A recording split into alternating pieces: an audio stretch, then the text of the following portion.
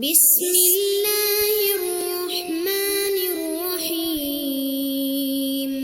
الحمد لله رب العالمين والصلاة والسلام على سيد الأنبياء والمرسلين أما بعد فأستعيذ بالله من الشيطان الرجيم بسم الله الرحمن الرحيم السلام علیکم ورحمۃ اللہ وبرکاتہ۔ عزیز طلبہ کرام، امید کرتا ہوں احباب خیر سے ہوں گے۔ انشاءاللہ آج ہم مشکوٰۃ المصابیح کے درس نمبر 87 میں باب الاطعمہ فصل ثانی سے حدیث نمبر 4217 سے لے کر 4224 تک پڑھنے کی سعادت حاصل کریں گے۔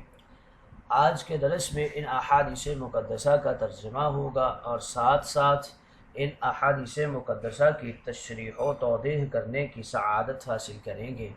تو آئیے طلبہ کرام بلا تاخیر بڑھتے ہیں اپنے آج کے درس کی طرف۔ بسم اللہ الرحمن الرحیم۔ حضرت انس رضی اللہ تعالی عنہ راوی ہیں، وعن انس قال كان رسول اللہ صلی اللہ علیہ وسلم يعجبه الثفل، رواہ الترمذی والبیہقی فی شعب الایمان۔ حضرت انس کہتے ہیں رسول کریم کو کھرچن یعنی تہ دیگی اچھی لگتی تھی۔ یہ ترمذی اور بیہقی کی روایت ہے۔ اس کی توضیح کے اندر شارحین کرام کچھ یوں رقم تراز ہیں کہ کھرچن اور کھرچل اصل میں ہانڈی کی تہ میں لگی ہوئی چیز کا نام ہے جس کو تہ دیگی بھی کہتے ہیں۔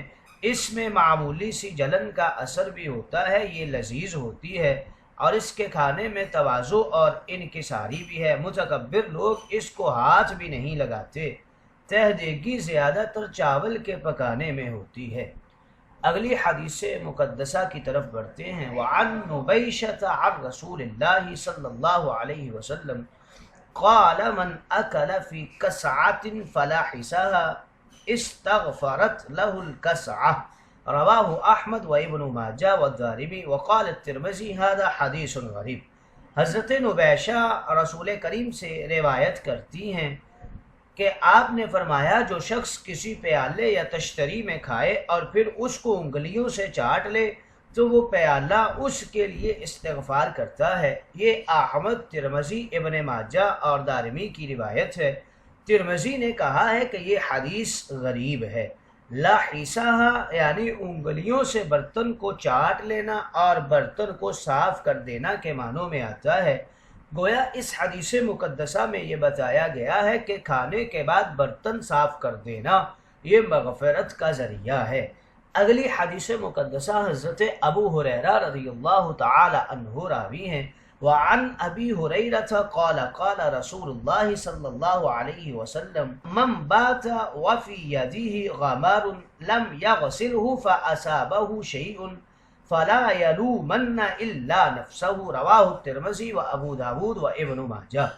حضرت ابو ہریرہ کہتے ہیں رسول کریم نے فرمایا جو شخص اس حالت میں رات گزارے کہ اس کے ہاتھ میں چکنائی لگی ہوئی ہو کہ کھانے کے بعد اس نے اس ہاتھ کو نہ دھویا ہو اور پھر اس کو کوئی ضرر پہنچ جائے، یعنی ایذا پہنچانے والے جو جانور کھانے کی بو یا چکنائی پر آتے ہیں وہ اس کو ضرر پہنچائیں تو وہ اپنے آپ ہی کو ملامت کرے، کیونکہ چکنے ہاتھوں کے ساتھ سو کر وہ اس ضرر کا خود ہی سبب بنا ہے۔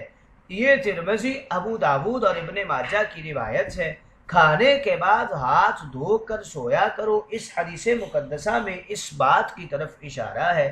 فلا یلومن یعنی کھانا کھایا اس کی وجہ سے ہاتھ پر دسومت اور چکناہٹ آ گئی، اس کو دھوئے بغیر دوپہر یا عشاء کے وقت سو گیا اور کسی حشرات الارض چیونٹی وغیرہ نے آ کر کاٹ لیا، کھانے کی خوشبو کی وجہ سے چاٹ لیا اور نقصان پہنچ گیا، تو یہ آدمی صرف اپنے آپ کو ملامت کرے، کیونکہ شریعت نے اس کی رہنمائی کی تھی، اس نے عمل نہیں کیا۔ اگلی حدیث مقدسہ کی طرف بڑھتے ہیں۔ حضرت ابن عباس رضی اللہ تعالی عنہ راوی ہے۔ وعن ابن عباس قال كان احب الطعام الى رسول اللہ صلی اللہ علیہ وسلم الثرید من الخبز والسرید من الحیث، رواہ ابو داود۔ حضرت ابن عباس کہتے ہیں رسول کریم کے نزدیک روٹی کا سرید اور حیض کا سرید سب سے زیادہ پسندیدہ کھانا تھا۔ اس کی توضیح کے اندر شارحین کرام لکھتے ہیں کہ سرید دو قسم کا ہوتا ہے، ایک روٹی اور شوربے کا سرید ہے، یہ بھی حضور علیہ الصلوۃ والسلام کو پسند تھا۔ دوسرا حیض کے نام سے سرید ہوتا ہے، اور روٹی کا سرید اس طرح کہ روٹی کے ٹکڑے شوربے میں توڑ کر ڈال کر بھگو دیا اور سرید بنا لیا اور پھر کھا لیا۔ اور حیض کا سرید اس کھانے کو کہتے ہیں جو چھہارے، گھی اور پنیر وغیرہ کو ملا کر ملیدہ کی طرح بنایا جائے، یہ بھی حضور اکرم کو پسند تھا۔ دونوں زود ہضم، فرحت بخش اور کم خرچ ہوتے ہیں۔ اگلی حدیث مقدسہ کی طرف بڑھتے ہیں۔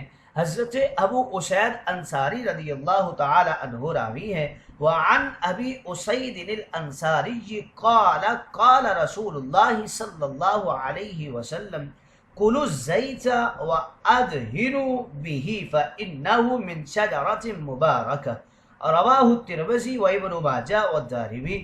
حضرت ابو اسید انصاری رضی اللہ تعالی عنہ کہتے ہیں رسول کریم نے فرمایا زیت یعنی روغن زیتون کو کھایا کرو اور بدن پر اس کی مالش کیا کرو، کیونکہ وہ ایک بابرکت درخت زیتون کا تیل ہے۔ یہ ترمذی، ابن ماجہ اور دارمی کی روایت ہے۔ گویا اس حدیث مقدسہ میں زیتون کی فضیلت کی طرف اشارہ ہے۔ زیتون کھایا بھی جاتا ہے اور جسم پر اس کے تیل کی مالش بھی کی جاتی ہے۔ شجرۃ مبارکہ، اللہ رب العزت کا ارشاد ہے یوقد من شجرۃ مبارکۃ زیتونۃ لا شرقیۃ ولا غربیہ۔ حدیث میں بھی اسی آیت مقدسہ کی طرف اشارہ ہے۔ اگلی حدیث مقدسہ کی طرف بڑھتے ہیں۔ حضرت ام ہانی رضی اللہ تعالی عنہا آپ راویہ ہیں، قالت دخل علی النبی صلی اللہ علیہ وسلم فقال اعندك شيء قلت لا الا خبز يابس وخل فقال هاتي ما اكفر بيت من ادم فيه خل، رواہ الترمذی وقال هذا حدیث حسن غریب۔ حضرت ام ہانی جو ابو طالب کی بیٹی اور حضرت علی کی ہمشیرہ تھی کہتی ہیں کہ ایک دن نبی کریم میرے گھر تشریف لائے، آپ نے مجھ سے پوچھا کہ کھانے کے لیے تمہارے پاس کیا چیز ہے؟ میں نے کہا کہ سوکھی روٹی اور سرکے کے علاوہ کچھ بھی نہیں ہے۔ آپ نے فرمایا وہی لے آؤ، وہ گر سالن سے خالی نہیں جس میں سرکہ ہو۔ امام ترمذی نے اس روایت کو نقل کیا ہے اور کہا ہے کہ یہ حدیث حسن غریب ہے، یعنی جس گھر میں سرکہ موجود ہو تو نہیں کہا جا سکتا کہ اس میں سالن نہیں ہے۔ خود یہ سرکہ بہترین سالن ہے، دوا بھی ہے اور غذا بھی ہے اور کم خرچ بالا نشین بھی ہے۔ اگلی حدیث مقدسہ کی طرف بڑھتے ہیں۔ حضرت یوسف بن عبداللہ بن سلام رضی اللہ تعالی عنہ راوی ہیں، قال رأيت النبي صلى الله عليه وسلم أخذ كسرة من خبز الشعير فوضع عليها تمرة فقال هذه إدام هذه وأكله، رواہ ابو داود۔ حضرت یوسف بن عبداللہ بن سلام کہتے ہیں کہ ایک دن نبی کریم نے جو کی روٹی کا ایک ٹکڑا لیا، اس پر کھجور رکھ کر فرمایا کہ یہ کھجور روٹی کے ٹکڑے کا سالن ہے۔ یہ ابو داود کی روایت ہے۔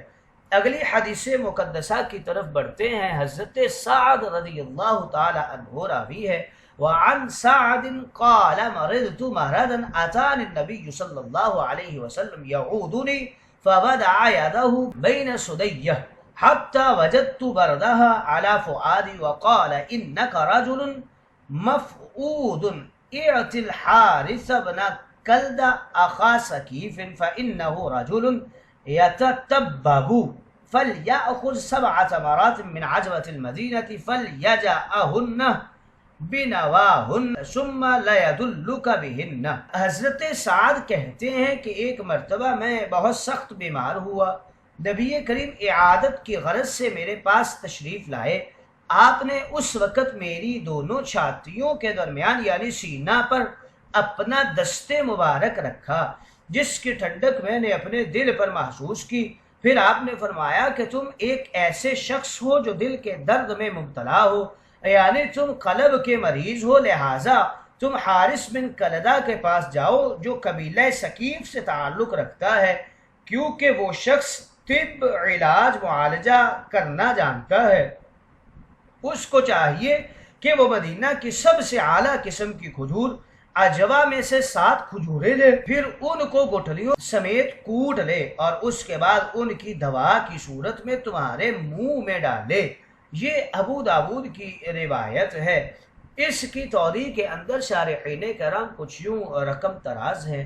مفعود کے حوالے سے یہ فؤاد سے ہے، دل کے مریض کو کہتے ہیں۔ حضور علیہ السلام نے صحیح تشخیص فرمائی کہ تم دل کے مریض ہو۔ حارث ابن کلدہ یہ عرب کا ایک مشہور حکیم تھا جس کا تعلق بنو ثقیف سے تھا۔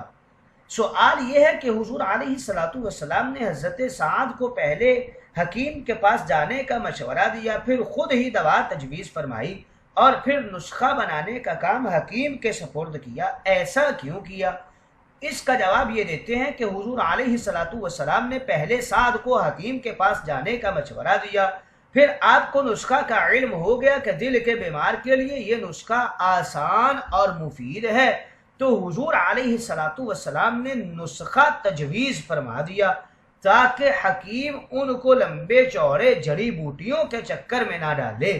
پھر آپ نے نسخہ کی ترکیب اور معجون بنانے کا کام حکیم پر چھوڑ دیا کیونکہ وہ اس میں ماہر تھا اور اس کا پیشہ تھا۔ اس حدیث سے یہ معلوم ہوا کہ غیر مسلم ڈاکٹر اور حکیم سے علاج کروانا عند الشرع جائز ہے۔ اس حدیث میں فلیأخذ سے آخر تک غائب کی تمام ضمائر یہ طبیب کی طرف لوٹ رہی ہیں۔ یتطبب یعنی وہ آدمی طبابت کے عمل میں ماہر ہے۔ عجوۃ المدینہ معلوم ہوا کہ اس نسخہ کے لیے مدینہ کا عجوہ ضروری ہے۔ فلیجاء وجاء یؤجاء سے توڑنے اور کوٹنے کے معنی میں ہے۔ بنواہن نوات کی جمع ہے، کھجور کی گٹھلی کو کہتے ہیں۔ لیندکا یہ باب ناصر عین شروع سے ہے، یہ اس دوا کے لیے بولا جاتا ہے جو مریض کو منہ کے رستے سے دی جاتی ہے۔